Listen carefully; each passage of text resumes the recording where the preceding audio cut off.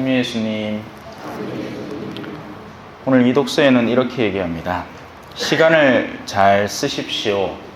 지금은 악한 때입니다.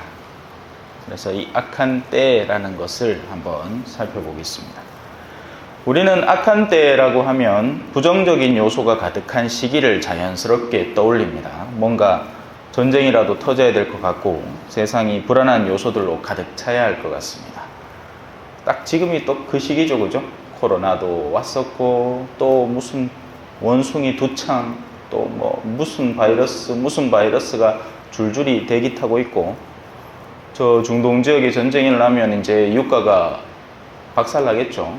유가는커녕 기름이 올지 안 올지도 모릅니다. 물론 우리나라에는 비축물이 있다고 하지만 뭐 이스라엘에도, 그러니까 이스라엘이 중동이고, 그죠? 또 중국하고 타이완도 싸우고 있고, 뭐 무엇보다도 우리나라에, 그죠? 근데 저 위쪽에서 꼭지 돌면 미사일 하나 쏴가지고 서울 날리면 끝나는 거죠. 하지만 제가 말하고자 하는 것은, 악한 때라고 하는 것은 이런 물리적이고 현세적인 어려움이 그 중심에 있는 게 아닙니다. 그렇게 생각하면 큰 착각하는 겁니다. 오히려 악의 영향력이 가장 활발한 때를 악한 때라고 봐야 됩니다. 물리적으로 힘든 때가 아니라 영적으로 가장 어려운 시기를 악한 때로 봐야 한다는 거죠. 그래서 이는 전혀 색다른 시각으로 해석이 되어야 됩니다. 악이 뭘 원할까요? 참새가 뭘 원할까요? 곡식을 원하겠죠. 그래서 참새는 방앗간을 그냥 못 지나칩니다. 그죠? 악이 원하는 것은 의외로 굉장히 간단합니다. 악이 원하는 것은 선을 최소한으로 줄이는 겁니다. 선이 파괴되는 겁니다. 그게 악이 원하는 겁니다. 어렵지 않죠?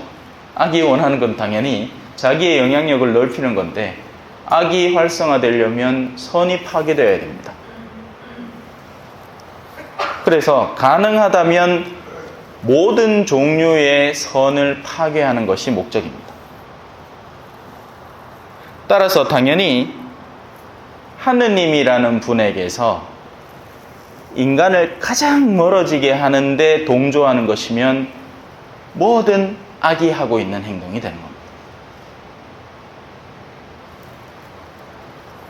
그래서 그것을 위한 어떤 것이든, 심지어 좋아 보이는 일조차도 근본적으로 이 사람을 하느님에게서 멀어지게 하는 일이라면 사실은 악이 하고 있는 겁니다.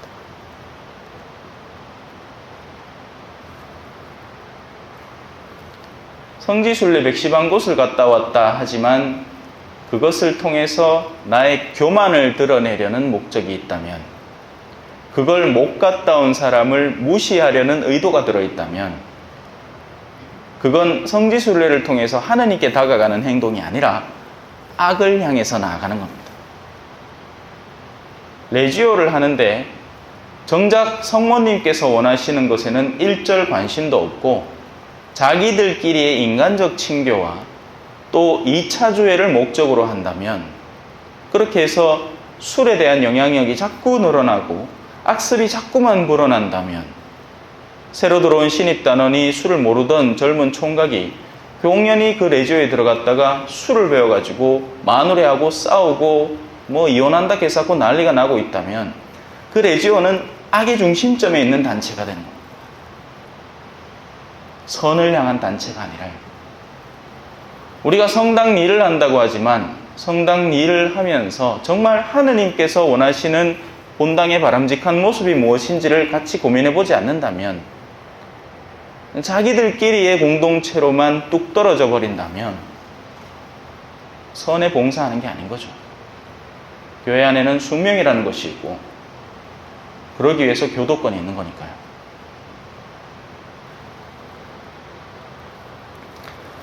우리가 가지고 있는 시간이라는 요소는, 우리는 그냥 시간을 그냥 자연스럽고 당연한 것으로 생각합니다. 그죠? 뭐 오늘 자고 나면 내일 아침에 또 오겠지. 근데 이제 여러분 연배쯤 되면 그게 아니라는 걸 슬슬 깨달을 때가 됐죠. 어느샌가 자고 일어났는데 얼마 전까지만 해도 멀쩡하던 친구가 세상을 훅 떠났어. 뭐 들어보니까 별일이 있었던 것도 아니야. 그런 일들이 하나씩 둘씩 벌어지면 깨달아야 하는 거죠.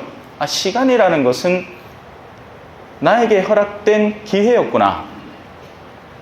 시간은 소명이구나, 사명이구나. 이건 제가 신학교 때 제가 존경하는 신부님, 정달용 신부님께서 한 번은 이제 당신의 감사미사, 기념미사에 우리 신학생들에게 해준 말을 저는 아직도 기억하고 있습니다.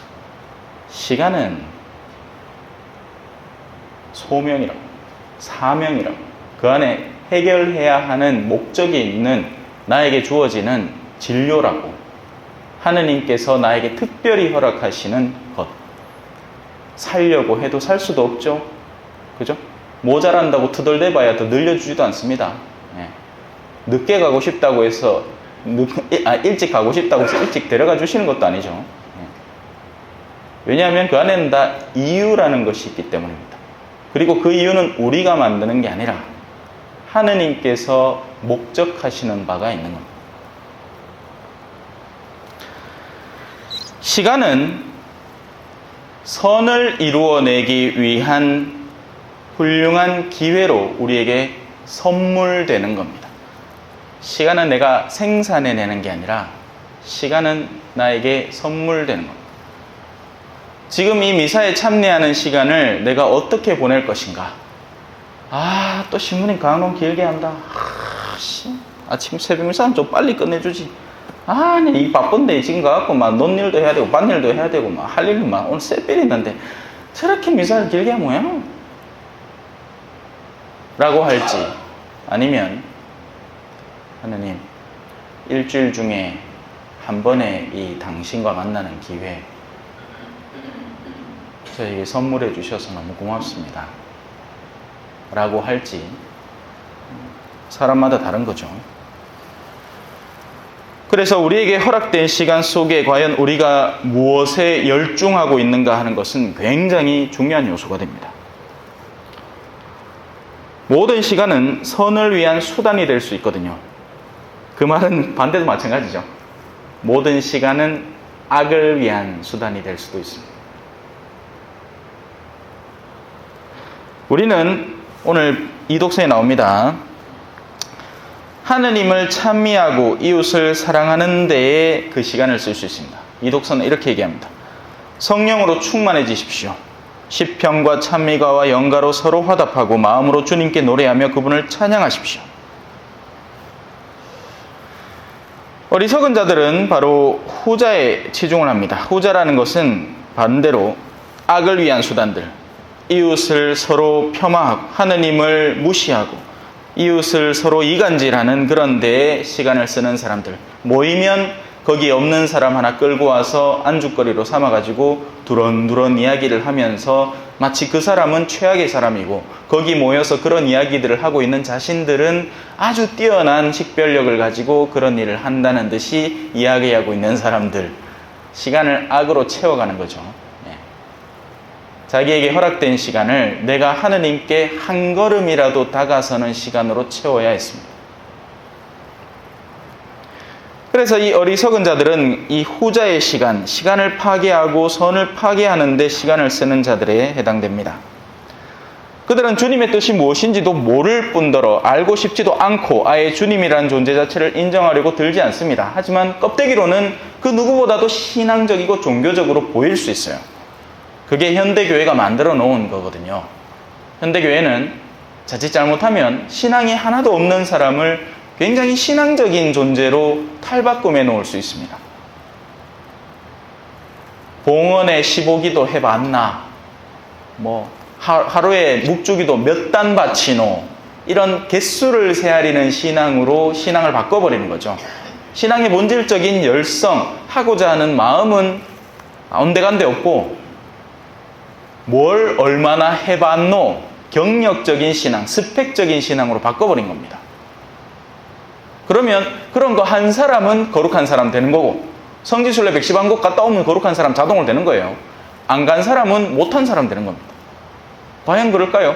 내가 태어나면서부터 장애를 안고 있어서 어디에 쉽게 나가지 못한다면, 운전조차 하지 못한다면, 그래서 그 110왕국 중에 한 곳도 나 자신의 능력으로 갈 수 없지만 마음으로는 하느님을 너무나 사랑하고 하느님 가까이에 머물고 싶은 그 간절함으로 살아간다면 하느님은 그 사람을 들어 높여주는 겁니다. 과부의 랩톤 한 입이 100배 나은 거예요. 부자가 내는 남는 것 중에서 아까운데 이 정도는 내야지 딴 사람들 눈치가 덜 보이겠지 하면서 내는 그런 돈보다 가난한 과부가 내는 랩톤 두 잎이 주님의 눈에 보기에는 훨씬 더 나은 예물이 되는 겁니다.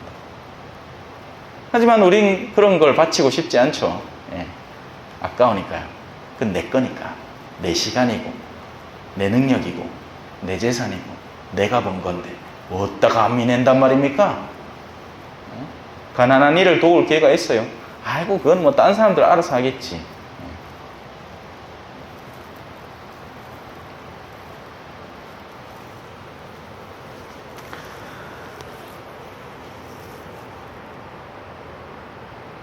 영원한 것, 고귀한 것, 그러니까 인간으로 창조되어서 인간이 가지고 있는 영적 차원의 고귀한 영역에 치중하지 않는 사람이 자연스럽게 찾는 건 뭐겠습니까? 아래쪽의 즐거움입니다. 그리고 그것을 쾌락이라고 흔히 표현합니다. 사람은 누구나 즐거움을 추구합니다. 고결한 사람도 고결한 대로의 즐거움을 추구하는 거고, 저급한 사람도 저급한 사람대로의 즐거움을 추구합니다. 이걸 이제 세상적인 말로 바꾸면 다 행복해지고 싶다라고 부르짖고 있는 겁니다.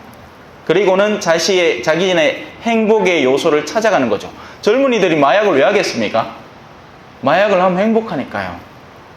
마약을 하면 지금 이 순간의 고통들을 순식간에 잊어버리고 그 순간에 빠져드는 겁니다. 다들 수면 마취 해봤잖아요. 그죠? 얼마나 좋습니까? 눈 감았다 뜨면 시간이 지나 있어. 시간이 지옥 같은 사람이면 자기의 시간을 그렇게 잘라내버리고 싶은 거예요. 마취제를 써서라도 말이죠. 담배 왜 핍니까? 담배 피면 기분 좋으니까 피는 거 아니에요. 그죠? 안 피면 괴로우니까. 이미 금단 증상이 시작되어서 안 피면 손이 덜덜덜 떨리는데 뭐. 그러면 한 까치라도 입에 물어야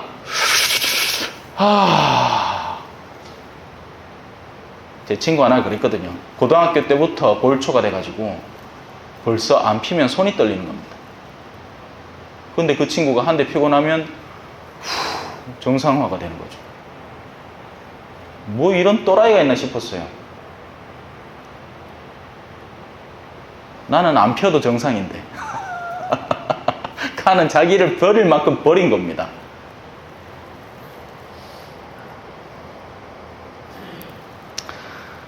성경이 말하는 술이라는 것은 바로 그런 저급한 즐거움을 대표하는 지상의 요소죠. 특히나 다른 요소와는 달리 술은 허락되어 있으니까요. 심지어 미사에도 술을 씁니다. 그죠? 그런데 허락되었다는 것과 무절제로 나아가도 된다는 건 다른 차원입니다. 하지만 특히나 한국이라는 땅에서는 그 경계가 없어요. 사실. 허락됨을 무절제해도 된다는 것으로 그냥 쉽게 성당서는 다 술 먹는다. 신부님하고 내 옛날에 많이 먹었다. 그러고 개신교는 어떤 이미지를 갖고 있죠? 술 안 돼. 성당도 무절제하면 안 됩니다. 취하면 안 돼요.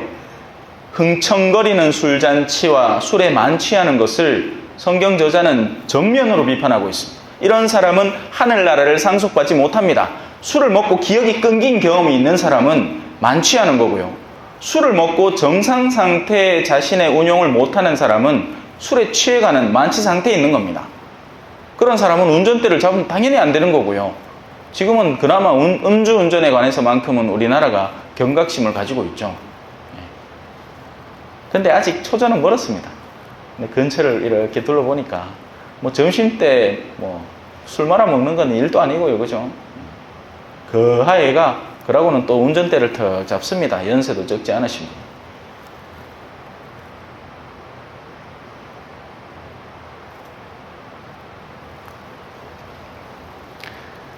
술이라는 것은 세상 안에서 누리는 즐거움을 대표하는 요소지만 거기에 취하기 시작하면, 취한다는 것은 거기에 절여진다는 거예요.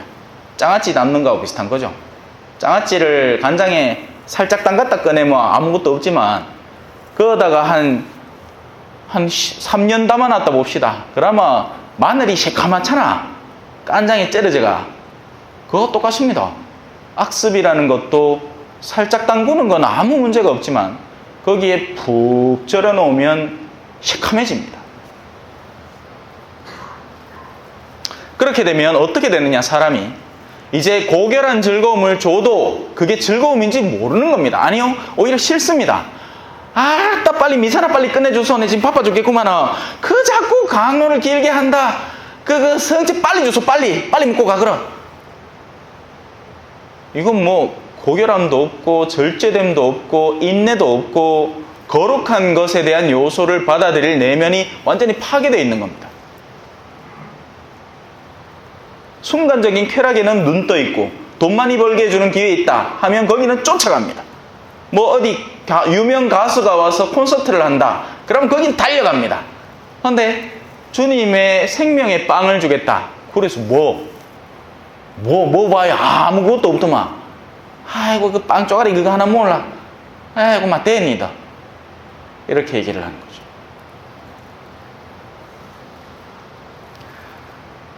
성경 저자가 말하는 지금은 악한 때라는 것은 그 성경이 쓰여질 당시만을 의미하지 않습니다. 성경 저자는 성령의 영감을 받아서 이 저서를 적기 때문에 모든 세대에 걸쳐 일어날 일에 대한 예표를 담아 놓은 겁니다. 악한 때라는 것은 항상 작용하는 때입니다. 성경 저자가 말하는 악한 때를 이렇게 해석해야 됩니다. 자, 한 사람이 태어납니다. 처음부터 하느님을 잘 알거나 세상을 잘 알거나 그러지 않죠. 때묻지 않은 상태입니다. 아이들은 무죄합니다. 하지만 선도 없어요. 아이들이 무슨 덕을 쌓겠습니까? 그냥 울어제끼고 똥마렵닥하고 그런 거죠. 그리고는 성장합니다. 세상의 요소를 익히고 살죠. 흔히 세상에 물들어갑니다. 사람이 성장을 하면서 하느님에 대해서 더 많이 배우는 경우는 정말 예외적인 경우입니다. 신앙의 능력이 가득한 집안에서 태어나서 어린 시절부터 신앙의 기쁨들에 대해서 서서히 익혀오는 아이들이 아닌 다음에는 거의 대부분은 잘생겨져라, 성공해라, 서울대 가라, 돈 많이 벌어라, 결혼해라 뭐 이런 요소들로 점철되어 차 올라가는 겁니다. 세상에 절여져 가는 거죠. 근데 그러다가 어떤 일이 벌어지느냐, 신앙이라는 것에 눈뜨기 시작합니다. 유아 때 세례를 받아도 마찬가지예요. 어른 때 보통 세례를 받으면 그 일이 극적으로 벌어지고요. 신앙이라는 요소가 씨앗처럼 내 안에 들어와서 나도 영원이라는 것을 꿈꿔볼 수 있나 하고 그 영역을 키워나가는 겁니다. 그러면 이 세상적 요소가 물이 빠지기 시작하고 절대적으로 세례라는 요소를 통해서 우리는 하느님의 자녀로 다시 태어나는 겁니다. 하지만 여기서 중요하죠. 그 뒤를 어떻게 할 것이냐. 내가 지금까지 해오던 습관적인 세상적인 삶이 세례 이후에 딱 그쳤느냐? 아닙니다. 이제는 그것들이 나에게 유혹의 요소로 다가오는 거죠. 야, 네 세례 받았다며. 그래, 세례식 날 축하하는 의미로 우리 술 한잔 하자. 내 그하에 한 잔 쏠게. 당일부터 해서 그 뒤로 계속해서 그 새로 태어난 영혼의 기쁨을 망가뜨리는 일들이 물밀듯이 쏟아집니다. 이런 예를 들어볼게요. 누군가가 옛날엔 썰이를 많이 했잖아요. 그죠? 다른 이가 열심히 키워놓은 작물을 훔치려고 할 때 이제 갓 심은 포도를 따려는 사람 누가 있습니까? 세상 그런 멍청한 아이가 어디 있어요? 잘 익고 맛있으니까 따먹으려고 하는 거죠. 그죠? 가장 그것이 상품성이 좋을 때, 가장 잘 익었을 때 훔쳐야 훔친 값이 되는 겁니다. 훔친 보람이 있는 거예요. 그러면 악마는 여러분들을 언제 노릴 것인가? 이제 슬슬 주무시는 거 보이 마무리해야 되겠습니다. 악의 유혹이 가장 활달하고 우리에게 거룩한 뜻을 꺾으려는 의지가 가장 활성화할 때, 그때가 악한 때가 되는 겁니다. 그때는 바로 지금입니다. 지금. 여기. 이 순간. 내가 가장 도망가고 싶고 가장 멀리 하느님에게서 떨어지고 싶은 그 유혹을 받는 그 순간이 가장 악한 때가 되는 겁니다.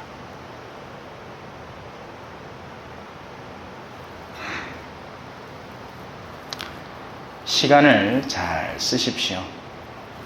지금은 악한 때입니다. 아멘.